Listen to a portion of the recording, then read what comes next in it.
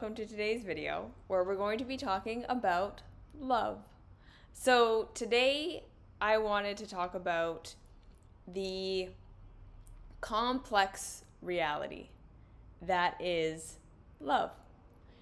Because one of the questions that I get asked often as I am doing this work and these teachings is because we talk so much about the idea of understanding that in our childhoods, love equals safety, right? That when we feel connected to our caregivers, when we feel that secure connection that we were all looking for in our childhoods, we feel in our bodies and in our nervous systems and from our childhood perspective that this means that we are going to get our needs met. Because love and connection and our caregivers understanding us and empathizing with us and nurturing us and adoring us and loving us is often correlated very, very closely with how much they are going to tune into us, how much they're going to pay attention to us, and therefore how much they are going to meet our needs. Now, of course, it is slightly more complicated than this, right? Not all of our caregivers were capable of meeting all of our needs, even if they loved us deeply. Not all of our caregivers were aware of what our needs were and how to meet them.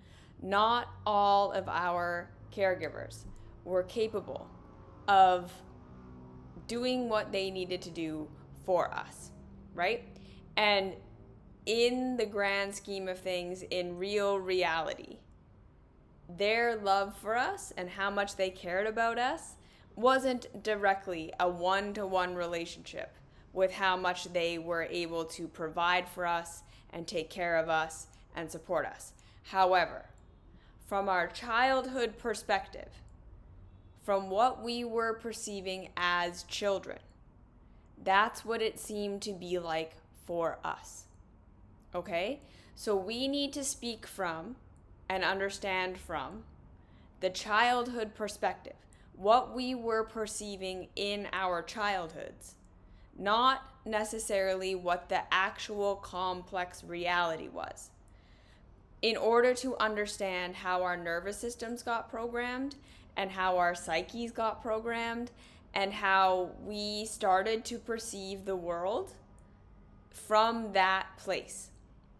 Okay? Because again, when we project our adult understanding and our adult awareness onto our childhood selves, we often then are going to look at our current behavior and our current patterns and our nervous system programs and think this makes no sense.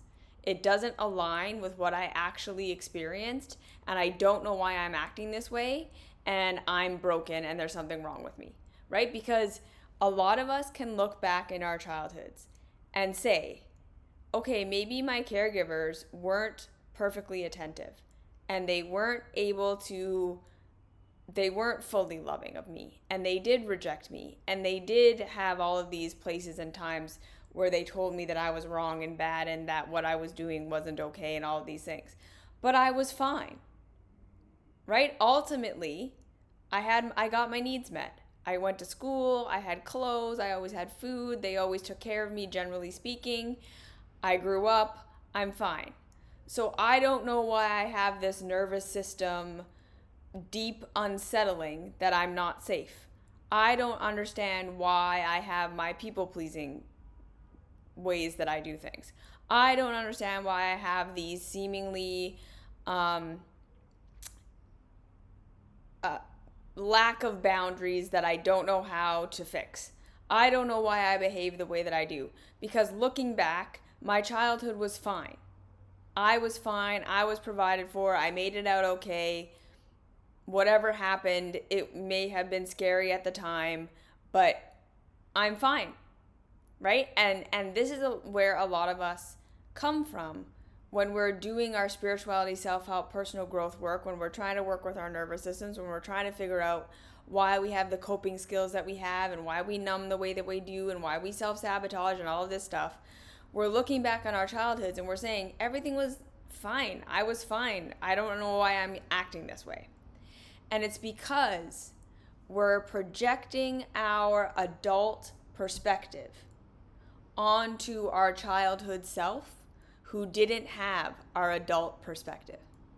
That's the kind of first mistake we're making when we're trying to develop compassion and understanding for ourselves, is we're saying, my childhood self experienced these things from my childhood perspective that I now don't have as an adult.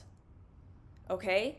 So when we are talking about love to us equals safety, love to us equals I'm going to get my needs met, that may not have been true in real reality. We may have had caregivers who were completely capable of meeting our needs, who had everything in the world and could be there for us, and didn't and weren't, because they did neglect us and they did not care about us and they did whatever. And that's like a real thing. And so we had access, we had technically the capacity to be fine, and we were in a situation where what we needed did exist, but we weren't getting it the way that we needed it or the way that we wanted it. And therefore, we may have grown up feeling like we were in a state of lack all the time, despite having everything available to us. So we may now feel like there is never enough, like there is never security, like we can never be okay, even if we are extremely wealthy, and even if objectively we can look around and say, I have enough, there is enough, I'm going to be okay. Where our minds can always come up with the reason, yeah, but I could lose that. Yeah, but that could go away. Yeah, but what if this? Yeah, but what if that? Yeah, but what if this? Yeah, but what if that? And we never feel secure, even though we were objectively secure. And on the flip side, we may have grown up in a situation where we objectively didn't have enough, where we objectively went without, where we objectively didn't have our needs met, or there was objective insecurity. But from our childhood perspective, because we had such a strong bond with our caregivers, because there was such a feeling of, but my caregivers are here for me, and they love me, and they see me, and they're going to support me, we may have grown up feeling secure, like feeling generally like things were okay, and we didn't even really perceive that we grew up with not enough or with insecurity, because our caregivers were able to kind of shield us from that reality based on their love for us. You see what I'm saying? And so we need to understand that due to the way we perceived reality as children, it wasn't so much about the objective reality we were experiencing. Not to say that the objective reality didn't have an effect, because it did. Okay, this is complex. But generally speaking, the thing that impacted us the most, the thing that impacted our feeling of security and our feeling of I'm going to be okay the most, was how connected we felt to our caregivers, who were our source of everything. Because remember, from the childhood perspective, we could not care for ourselves. We could not problem solve. We could not figure out what my needs were and how to meet them and how to be okay. From our childhood perspective, pain equals I need caregivers to love me so that they will see the pain that I'm in and they will take it away from me. From childhood perspective, when I have a desire for something, caregivers need to understand that, and they need to provide it for me. I can't get it for myself. I can't provide it for myself. I am not my source, because I don't understand how the world works. I don't understand how to get my needs met. I don't understand how to problem solve. I don't know what's wrong or why it's wrong or how to fix it. We are completely dependent upon our caregivers. Okay, so our very first experience with relationships was a codependent one. You see? This is part of the reason why when we all grow up and we're like, why am I codependent? Because our very first experience of what a relationship is was codependent. It was completely dependent upon the mood and the capacity of our caregivers to provide our needs for us, to take pain away and to give pleasure. That was our first experience of life. So to think that we're then going to just become adults who can be completely autonomous and fully understand ourselves and understand our own needs and do all these things, and that we should just be completely, boundaried and healthy, is a little bit crazy when you think about it, because it's so outside of what was our first experiences of reality. We did not have the power to be interdependent, to be in our adult capacity as children. And therefore, in our bodies, in our nervous systems, deep inside of ourselves, before our frontal lobe was developed and online, before we had logic, before we had reason, before we had our adult capacity, we were in a deeply codependent relationship with people we depended upon for everything. Okay? That's what we all learned life was. And from our perspective, the more our caregivers loved us, supported us, made us feel like they were going to be there for us no matter what, the safer we felt. Okay? And when we felt safe as children, those safety feelings were the roots of future autonomy. Okay, I'm going to say that again. The safer we felt with our caregivers, the more of a secure attachment we had. So feeling like I can be angry, I can be loud and wild, I can be any way that I want to be. And caregivers are still going to love me. They're still going to be attached to me. I'm still going to be able to go to them when I'm sad. They're going to take care of my emotional needs. They're going to hold me when I'm upset. They're going to support me in pursuing the things that I want to pursue, and in doing, they adore me. That is actually how we learn eventually to become interdependent beings. That is where self-esteem is born. That is where healthy habits of figuring out what do I actually need and what do I actually want and how do I get these needs met, that's the root of that. When we feel that deep sense that no matter what, caregivers are going to be there for me and I'm going to be okay, that sets us up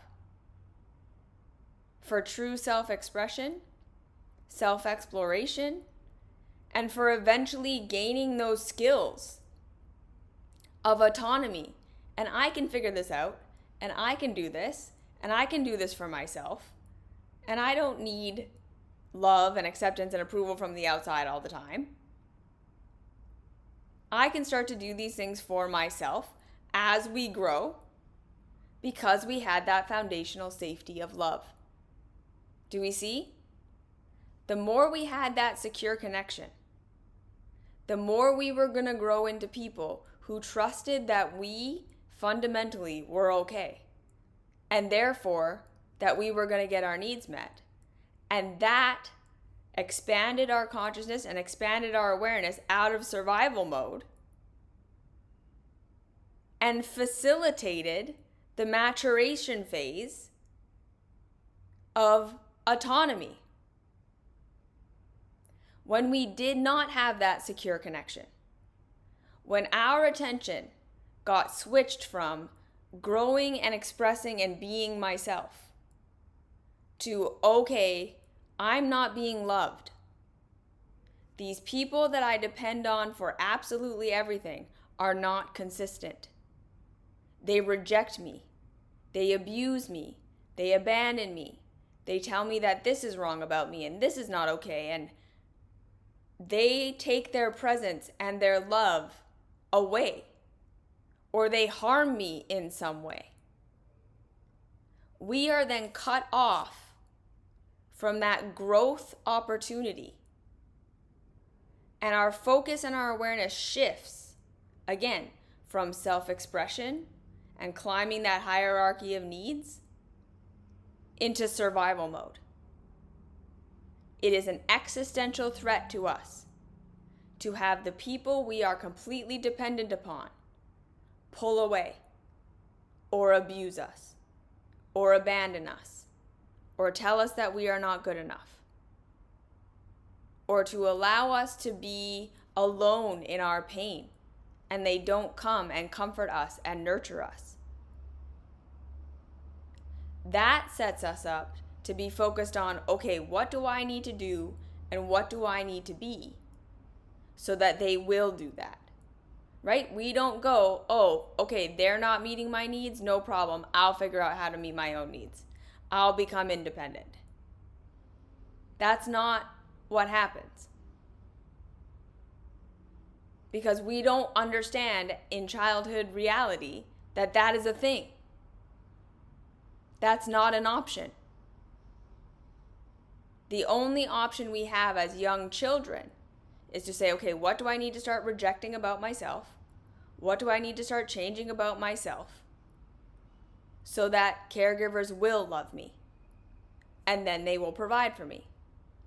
What do I need to do to read the room, right? So a lot of people who consider themselves empaths, I'm not saying you're not empathic. I'm not saying you don't care about other people. But when you walk into the room and you read everyone's facial expression and you're constantly like, what is this person thinking and what is that person feeling and and your sense of self is completely external, chances are you learned that you were not safe with your caregivers, that their mood shifted all the time and you needed to be on constant hyper alert of what was going on with them in order to be able to monitor your own behavior and therefore be what they wanted you to be so that you would be safe with them. You see? Lots of people come to me and they're like, why do I feel like when I go inside, no one is there? Why do I feel like I need permission from the outside all the time to do what I want to do? Like, I'm an adult and I'm even at home alone and no one's even here and I feel like someone's watching me. Well, were you secure with your caregivers? Or was your relationship with your caregivers one where you felt like you had to constantly be monitoring their behavior and their feelings and where they were at and shifting and changing yourself to be what they wanted you to be? That's probably where that came from. If you don't know how to identify what you're feeling when you're in an argument with somebody, but you're constantly trying to figure out what the other person is feeling, right? You don't know how to say, wait, their behavior hurt my feelings, or this was something wrong that they did. And you're always like, what did I do wrong? What are they thinking? What are they feeling? Why are they perceiving it this way? Because your feelings were never validated. It was always about them and you having to conform to what they wanted and you having to understand them and you having to empath with them. And then, like I said, that blocks us from that growth and maturation phase of figuring out who we actually are and what we actually want to do. And again, it will be the seeds and the roots of our self-hate. It will be the seeds and the roots of all the things we think are wrong with us and all the behaviors we think are not okay and all the ways that we are interested in this but won't let ourselves, and all the things we have shame, blame, and guilt about. Because, again, from our childhood perspective, the things that we perceived our caregivers rejected in us then became an existential threat to us. Because it was like, okay, well, these are the things that are now cutting me off from my source of everything. So I'm not in the business now of developing myself. I'm not in the business of figuring out what I want and what I need and how to get those needs met. I am so focused on what do I need to do and what do I need to be so that caregivers will love me. Because they are my source for everything. And then we get stuck there. And then we become adults who go into the adult reality and we start to project that way of being onto all of our relationships. Right? Our romantic partners, our friends, our bosses, society in general. We're no longer thinking, or we never really were thinking, who am I and what do I want to do and how do I want to express and what's important to me. That was never the issue. That was never something that we were encouraged to think about. Right? It becomes all about who do I need to be and what do I need to do to impress everyone around me? With the hopes that doing that if I become what my partner wants me to be, if I become what my coworkers want me to be, if I become what my friends want me to be, they will love me, and then they will understand me, and they will meet my needs for me. Right? So we never mature into that place of, okay, I'm an adult now who needs to understand what my needs are, who needs to understand myself,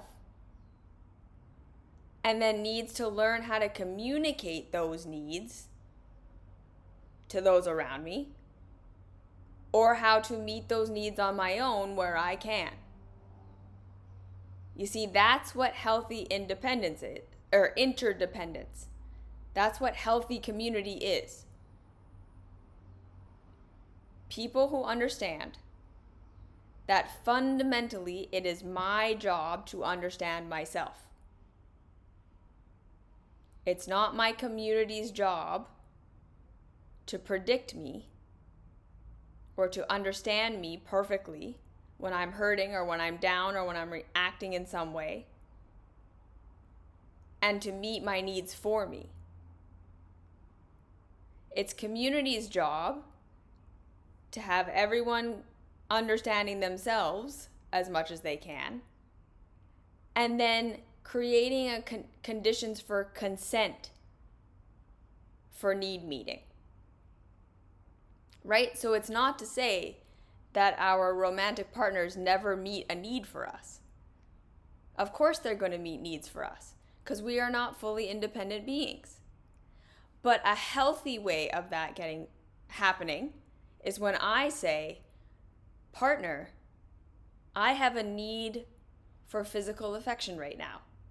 Can we snuggle? Instead of stomping around the house and being really upset and waiting for them to understand that that's what you want and then giving you a hug. And then being upset that they didn't. You see? The difference between these two things, being passive aggressive and waiting for them to figure out why you're mad at them, instead of you just being able to say, oh, okay, here's this thing that you did that hurt my feelings and here's how I perceived it. What was your experience of that? And here's what I need for repair, and can we talk this through? You see?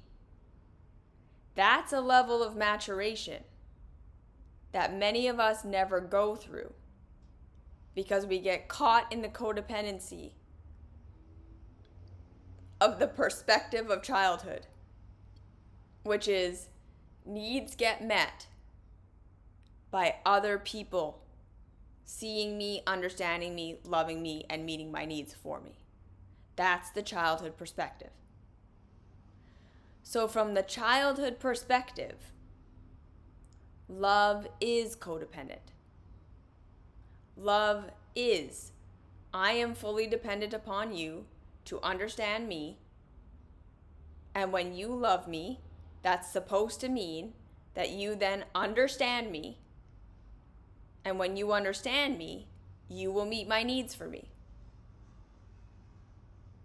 And like I say, because many of us never had the secure connection that allowed us to mature past that phase, we then go out into the world and create adult relationships based on that codependent paradigm. You see? When we don't mature past that phase, that love equals safety, that someone loving me and me behaving the way they want me to behave means they're going to approve of me. And then through that approval, they will understand me. And through that understanding, they will meet my needs. Right? That's the paradigm most of us are living in that we don't even realize we're living in.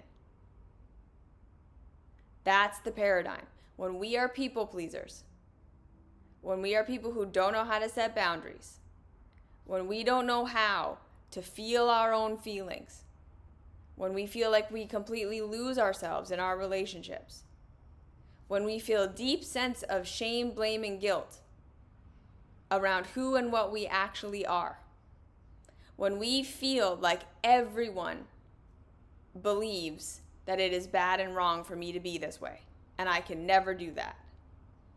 When we feel like it is our job to caretake everyone else. When we feel like when we're down and we're the most burnt out and the most not having anything in the tank, that the solution to that is to go and help more people, that's all a sign that we may not have learned that in adult reality, we need to learn to understand ourselves and how to meet our own needs and how to make conscious requests for those in our lives to meet our needs. To have mature love versus codependent love. Because again, we're not thinking these thoughts, right? We're not thinking, oh, I have a need that I don't even know what it is, or I'm in pain or something like this. So who do I need to impress so that they will understand me and they will figure this out for me? We're not thinking that, right? Because these patterns got developed before our frontal lobe was online. It's not a conscious choice. It's a subconscious nervous system program. You're going to see it in your patterns. That you are afraid to say no. And there's this deep nervous system thing inside of you that says, if I do that, I'm going to die. You truly believe that if you were to express in a certain way, that everyone would reject you. And if that were to happen, you would not be okay. You would not be safe. Life would fall apart. And you're not following it all the way through, right? You're not seeing that you're an adult now who can be rejected, who can be misunderstood and still get your needs met. You're not seeing that people can disagree with you and you can still be okay. You're not following it all the way through, right? It's just the nervous system program of I'll be rejected, I won't be understood, and then that means when I'm in pain, no one's going to be there to figure out why I'm in pain and to take it away from me. That means when I want something and I don't know how to get it, there's not going to be anyone there to figure out that I want something and to give it to me. And therefore, I'm going to be stuck. That's the childhood perspective that we get stuck in. Right? So the deeper we are afraid of rejection, the more we are still stuck in the childhood paradigm that says love from the outside equals someone understanding me and then meeting my needs for me. We haven't matured into I can understand myself now. I can figure out what I need and I can ask for it. Or I can ask for help. Or I can ask for comfort and security. Or I can learn to give these things to myself, even if no one is able to give it to me. Right? That's where security comes from. That's where we can then expand into expanded love. So, the first answer to the question, is love all just meeting needs and codependency and survival? For some of us, based on where we got stuck, yes. And it's not your fault, and there's nothing wrong with you, right? If you're in a position where you feel deeply codependent, and you feel like if other people don't love you, you can't be okay, and you can't love yourself, and you don't know how to have self-compassion and self-awareness, and you feel like when you're being rejected, it's the end of the world, you're not broken, bad, wrong, shameful. Rather, it is likely that you experienced not being cared for by your caregivers to the degree that allowed you to expand beyond that into your adult perspective. Okay, I'm going to say that again. If you are deeply codependent, if you are a people pleaser, if you don't know how to have healthy boundaries, and equally on the other side, if you're the kind of person who feels like you have to be hyper independent, that you can't rely on anyone, that you can't ever let yourself be vulnerable, if you feel like the whole point of you is to help and to serve and to empathize with others, if you feel like you can never identify what you're feeling in an interaction, but you're constantly trying to figure out what everyone else is thinking and what everyone else is feeling, if you never feel like you can figure out what you want to do with your life, but you're always looking for what's the right thing, and is this what I should be doing? And there's this underlying belief that if you were to be rejected, you would not be okay, and so you lived for the approval of others, you're stuck in childhood perspective. Childhood perspective that says, I don't know how to meet my own needs. I am not capable of that. I am not autonomous. I can't figure things out. I need to be loved by someone outside of me in order to be provided for and in order to be safe. And then the more you were rejected, the more aspects of yourself your caregivers didn't understand, the more you perceived that they were rejecting you or denying you or abusing you, or the more that they literally actually outright did abuse you and reject you and tell you these things were wrong and bad about you, the more your focus is going to be fixing those things about yourself. Because to you, getting to love getting to therefore security and having your needs met, and then eventually being able to express yourself, was going to be the result of fixing and changing all of these things that caused your caregivers, who were your source of everything, to reject you. Your focus is going to be, how do I fix myself to become what they wanted me to be? Your focus in your romantic relationships is going to be, how do I be what they want me to be? In your friendships, in your work, in society in general. Because from the childhood perspective, that's what we had to do to survive. That is not your fault. That is not your choice. You are not choosing to abandon yourself. You are not choosing to be codependent. You are not choosing to put others' needs before your own. You are not choosing to have poor boundaries. You are not choosing to numb, self-sabotage, and cope instead of actually figuring out what you want and what you need and where the real pain is and how to actually fix it. That's what you were programmed to do. You got stuck in that paradigm because you didn't have a secure connection, most likely. So that is not your fault. That is not a mess that you made. You adapted to an environment that was not supportive of you. That's what happened.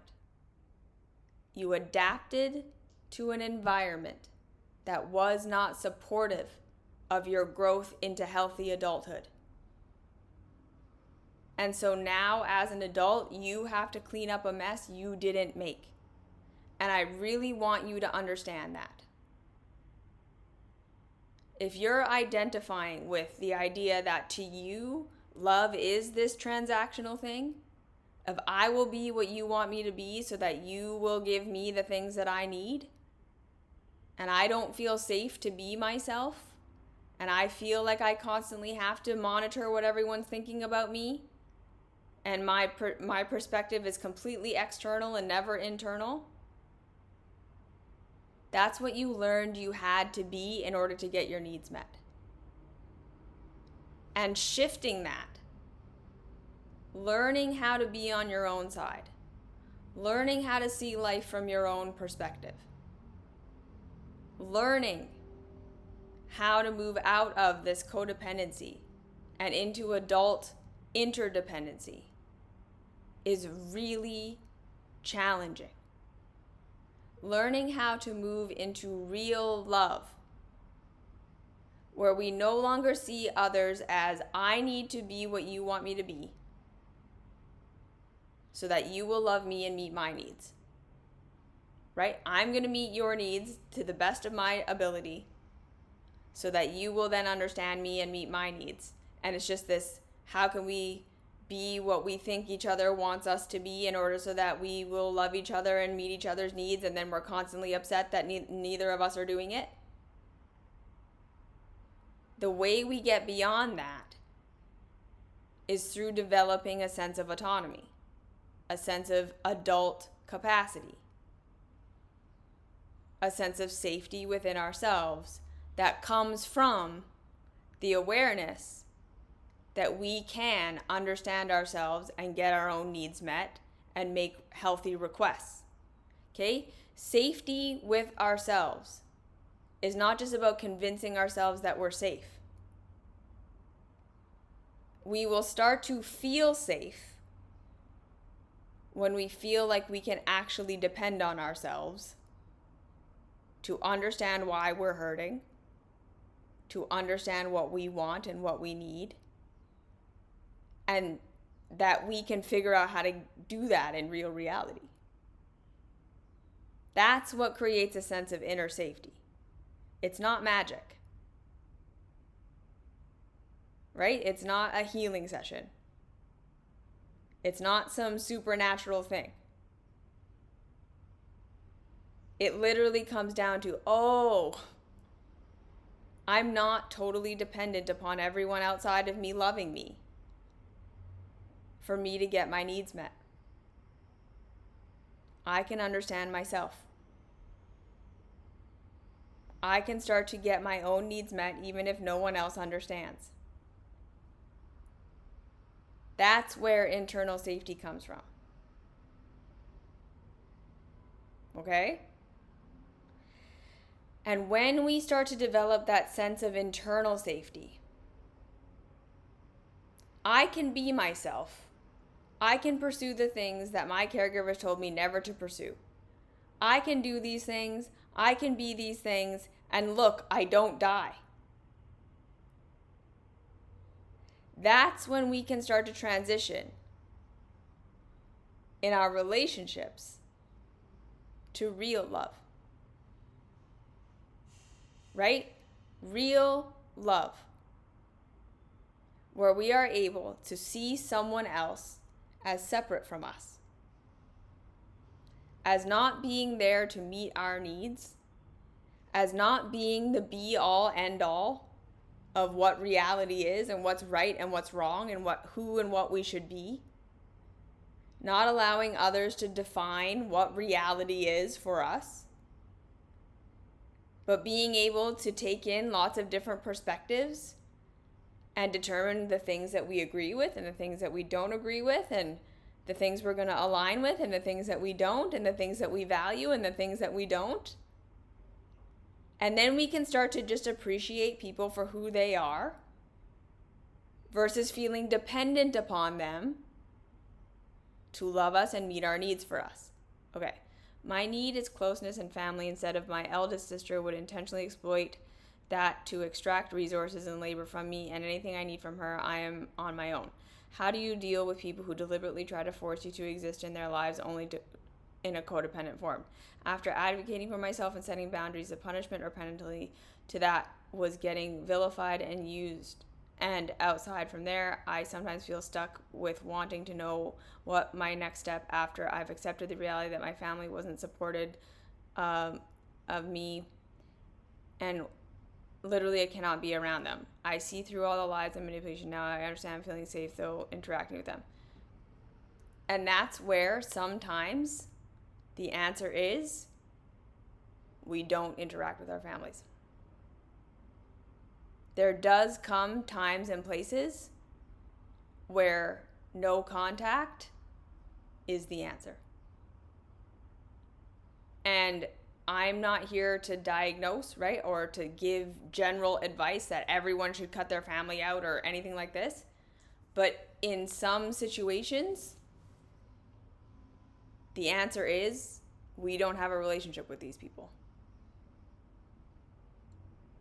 Sometimes the family dynamic is so set up in a way where the expectation is codependency that we can't set a boundary enough to be respected and to be safe. And sometimes that just means we don't have a relationship with these people. Because the bottom line is, right, one of the biggest things that we understand in real adult love is that we cannot force anyone else to mature. We cannot force anyone else to change. And sometimes we are going to realize that there are certain people in our lives who either do not have the capacity or do not have the desire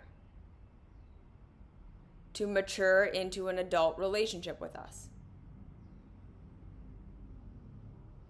There are going to be times and places where we cannot explain ourselves enough, where we cannot explain the hurt of their behavior enough, where we cannot make it clear enough to them that these patterns are unhealthy or that we don't want to do this anymore, or set enough boundaries that they're going to understand.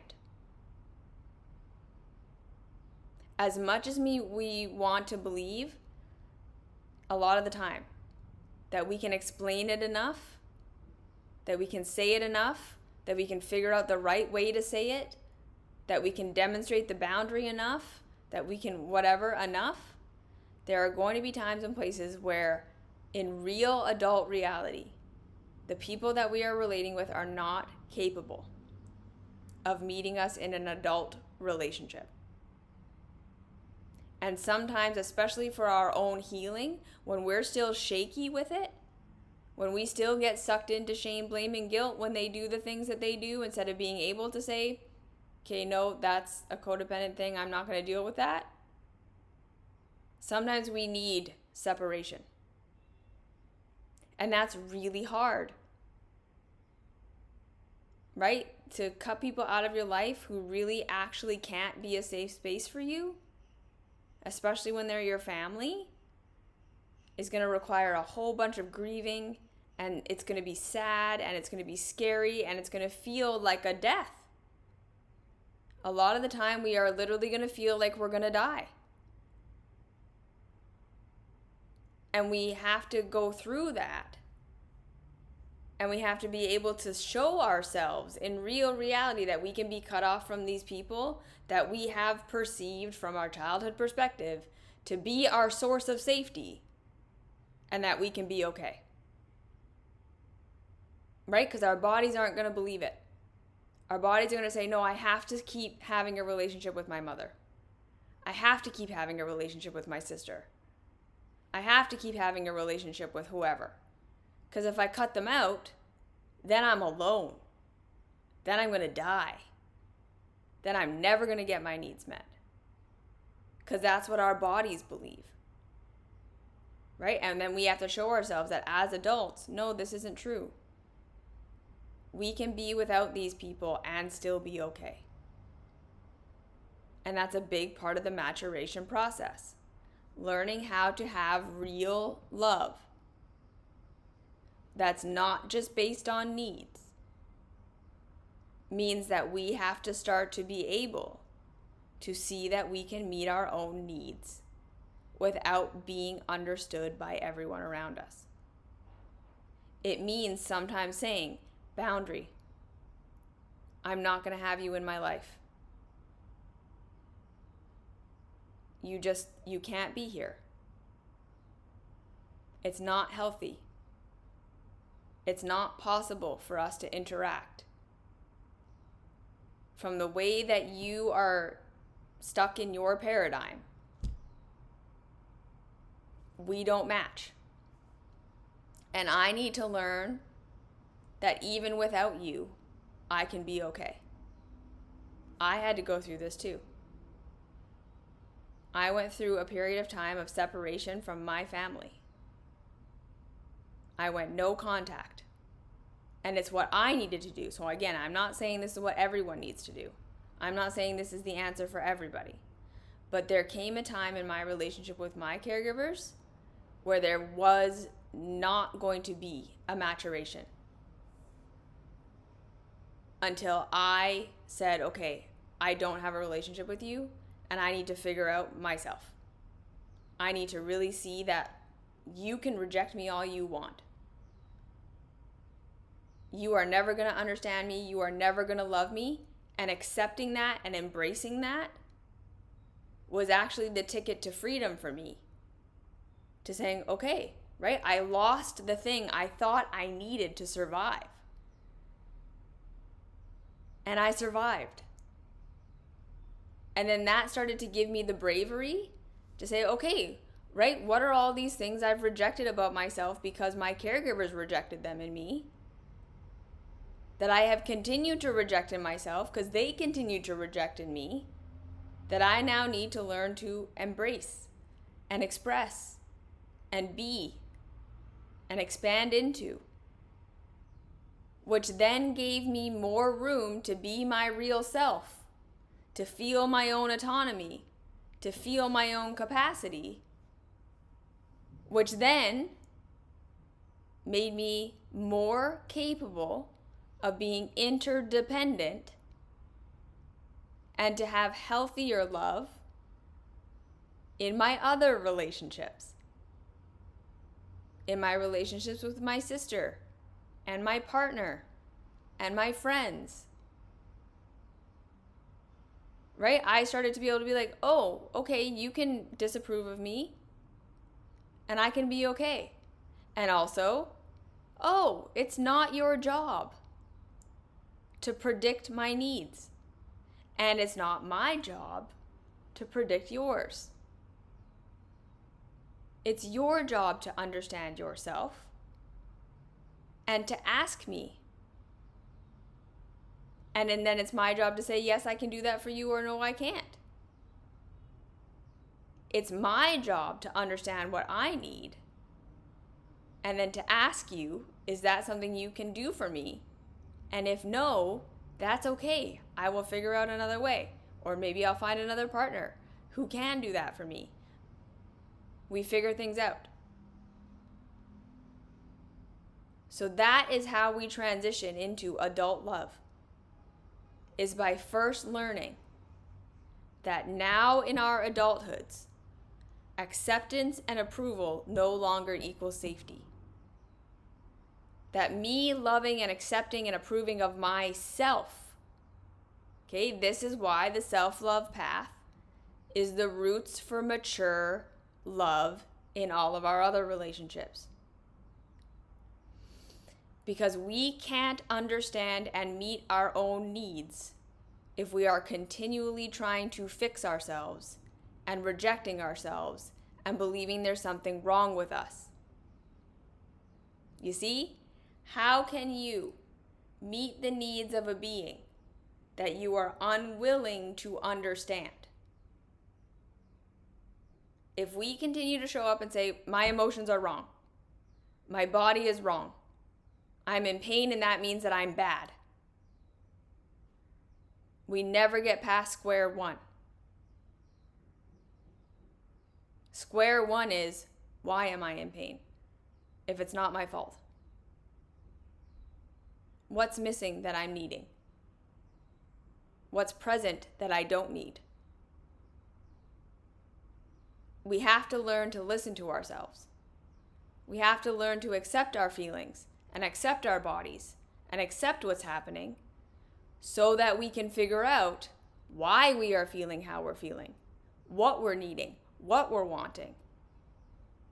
And then we can start to figure out how to get that met in real reality through asking for help or doing it for ourselves or whatever the case may be. And then we no longer feel dependent on other people understanding us when we are in pain to get our needs met. And therefore, we feel so much less self-rejection, right? Because again, self-rejection is a protective mechanism. Self-rejection is happening because we still believe in order to be safe, other people need to love me. When we no longer believe that, because we know how to love and provide for ourselves, we can be rejected and it no longer feels like the end of the world. Because we know we can still get our own needs met. And then we can be our real selves. Then we can start to live by our true values. Then we can start to relate to people from a place of interdependence and wanting to get to know them and just being interested in other people. And it's not about how do I be what you want me to be so that you'll approve of me? Or how do I get your need met so that you will then meet my needs? Right? It becomes more mature. So yeah, it took me 30 years to realize my mom and I can only have a long distance relationship. She can be great on the phone, but in person, I trigger her wounds too much. And, right, learning to have that boundary requires that you then learn how to be okay without her. Right? It means that you had to then learn how to meet your own needs that you thought only she could meet. And then it creates space for you to start to discover who and what you are and all the things that you felt you had to reject and deny and have an existential relationship with in order to be loved and approved of by her so that she would understand you and she would meet your needs. Right? It creates space for, okay, well, I lost it, but I'm still here. So now who am I? And what am I? And what do I want to express? And what do I want to do? And I can do those things now. Because I know that I can still get my needs met even by doing those things. Right? So coming into mature love means going through that scary transition of realizing we are not going to be approved of or understood or be able to relate with everybody. That we are going to have to learn to meet our own needs. We have to clean up a mess we didn't make. We have to learn how to accept these parts of ourselves we've been rejecting forever so that we can understand what our needs are. And then we can meet them in real reality. And that is what creates that sense of inner safety so that we can then build relationships of real love. Real love, where you are there to be interdependent with somebody. You don't need them. Yeah, I actually feel anger towards my sister for making me the bad guy and accusing me of the very things that she is doing. Yep.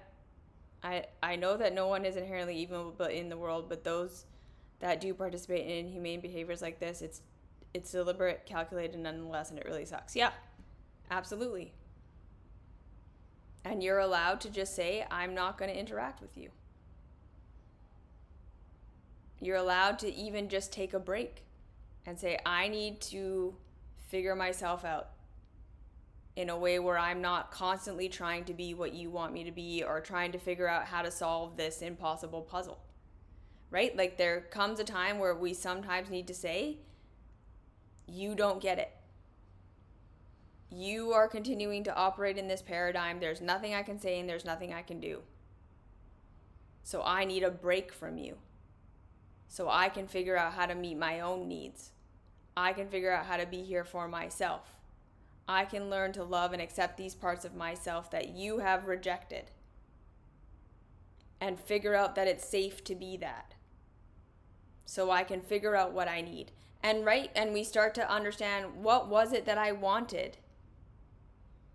Right? If I was seeking their approval so much, what did I think I would get if they finally loved me and accepted me and approved of me? And how do I start to provide that for myself or find that from someone else in other ways that are healthier? That's a big question we want to ask ourselves. When we're looking for the approval of others, and love is all about how do I live up to the expectation of others so that they will meet my needs, we can ask ourselves, okay, what do I think I would get if they loved me? That's a big question we can ask ourselves on this maturation path. Instead of continually trying to be what they want us to be or trying to figure out the relationship or trying to fix it, we go, okay, wait. What do I imagine I would get if they did love me? If I were to be able to wave that magic wand and become exactly what they wanted me to be, and they loved me, what do I think I would get? And how do I start finding that outside of them? Okay? So, mature love starts from being able to come into our adult perspective. That we are not dependent upon other people loving and understanding us for us to be able to get our needs met. And that we can start to understand what our own needs are and how to meet those needs without others or with consent from others. Then we can start to have mature love where it's not about just you meet my needs and I meet your needs. But I genuinely am interested in you and I want to spend time with you. And we do fun things together and we have conversation. Because I'm not dependent upon you to understand me and meet my needs. And this is where we can then be more of ourselves. because we understand that the more we are ourselves, the more we can understand what our needs are, the more we can meet them, the safer we will feel in life. It's no longer anyone's job to do that for us in adulthood. So sometimes we need to take a step away from the people we feel very dependent upon, so we can learn how to do it for ourselves, or to find it in healthy ways. And then we can have real love. But sometimes, right, it does take letting go of the codependent love we have to make room for real love. And sometimes it does require that we go through a period of isolation and having less connection to others, so that we can reestablish a foundation with ourselves that we never got. And grieving and going through all of that. Okay, so that's an overview. That's why my mystery school is so long. That's why we do one-on-one coaching. That's why we get therapy, because this is an overview, but this isn't a how-to. But hopefully it helps illuminate the path a little. It demonstrates the map, so you know what's happening and why it's happening, and why we need to do the work we need to do, and the steps we need to take, and why we kind of are where we are. Okay? So not everyone needs to cut their family out. There is no diagnosis here. There is no one size fits all. We got to figure it out for ourselves. But ultimately, it's the more you can learn to love who you are, means the more you're going to understand what your needs are and how to meet your needs. And then the less codependent you will be, and the more you will be able to have real love. Okay? Okay, so hopefully that was helpful, clarifying. Let me know if you have any questions, comments, concerns. You can put them down below, wherever you're watching this. And you're awesome. And like I say, codependency is a mess you didn't make. And I am so sorry that you have to clean it up.